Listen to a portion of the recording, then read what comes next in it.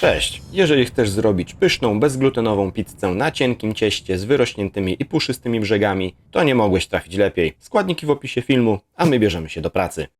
Do ciasta będziemy potrzebować 360 g mieszanki Szar Mix B, 320 ml wody, 10 g oliwy z oliwek, 10 g soli, 3 g drożdży suszonych i 10 g cukru, który sprawi, że brzegi pizzy szybciej się zarumienią. Z całości ciasta przygotujemy 2 pizze. Zaczynamy od rozpuszczenia w wodzie cukru i drożdży, energicznie mieszając.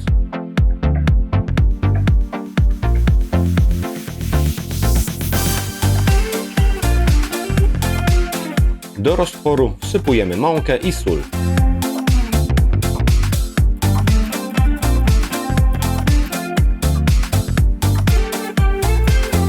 Mieszamy całość i po wstępnym związaniu składników dodajemy oliwę i dalej ugniatamy.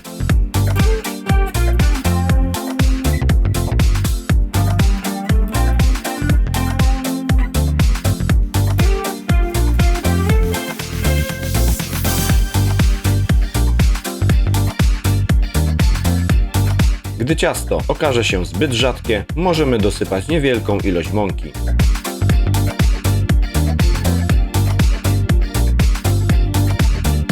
Ugniatamy ciasto do uzyskania jednolitej masy. Przełoży się to na przyjemniejszą strukturę ciasta. Ciasto dzielimy na równe porcje. W moim przypadku każda część waży około 360 g. Formujemy ładne, okrągłe kule, które później nacieramy z zewnątrz oliwą i zawijamy do wyrastania w folię spożywczą.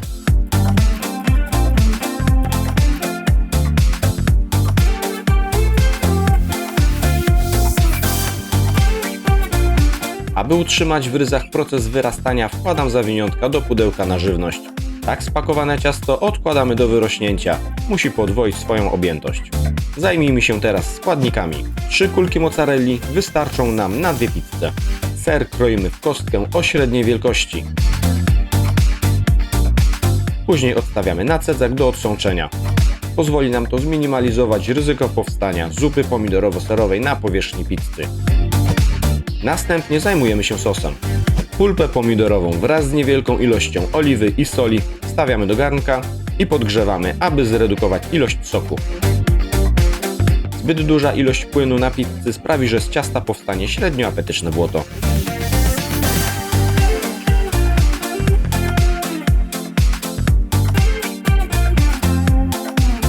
Tak zredukowany sos będzie pełen smaku i aromatu.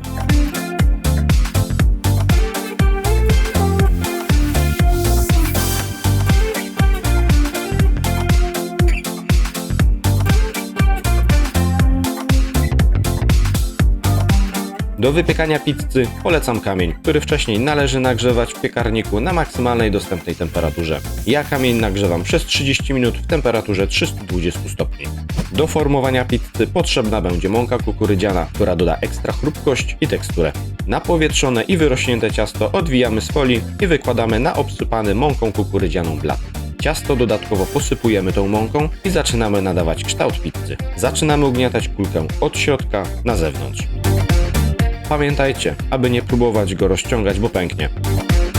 Bądźcie cierpliwi, bo sam proces zajmuje trochę czasu, ale jest tego wart. Od czasu do czasu podnoście placek i sprawdzajcie, czy ciasto Wam się nie przykleiło do blatu.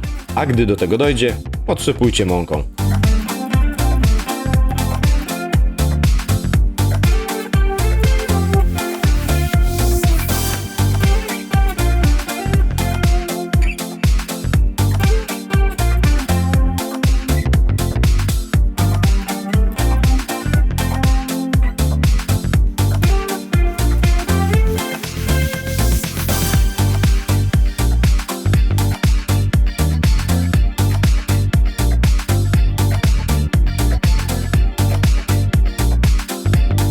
Do przeniesienia pizzy do piekarnika polecam łopatę.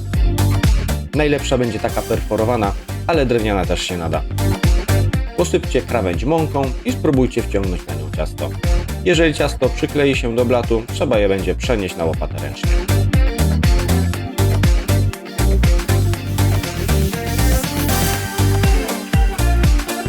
postarajmy się poprawić kształt pizzy i energicznymi ruchami sprawdźmy, czy nie przywarła. Następnie zabierajmy się za nakładanie składników.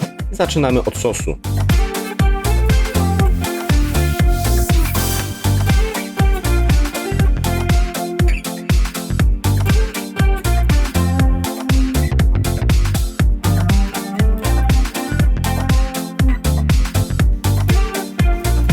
Potem starty ser grana padano. Następnie odsączona mozzarella.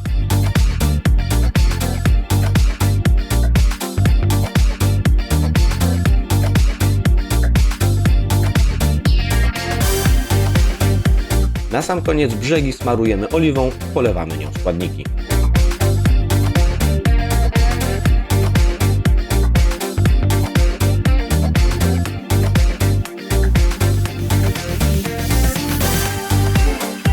Przed przeniesieniem pizzy do piekarnika energicznymi ruchami sprawdźmy, czy nie przywarła do łopaty.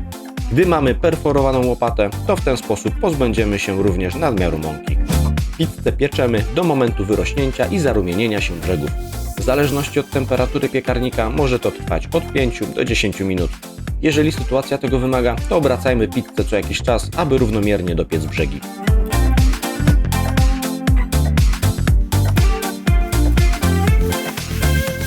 Gotową pizzę kroimy i układamy na niej świeżą bazylię.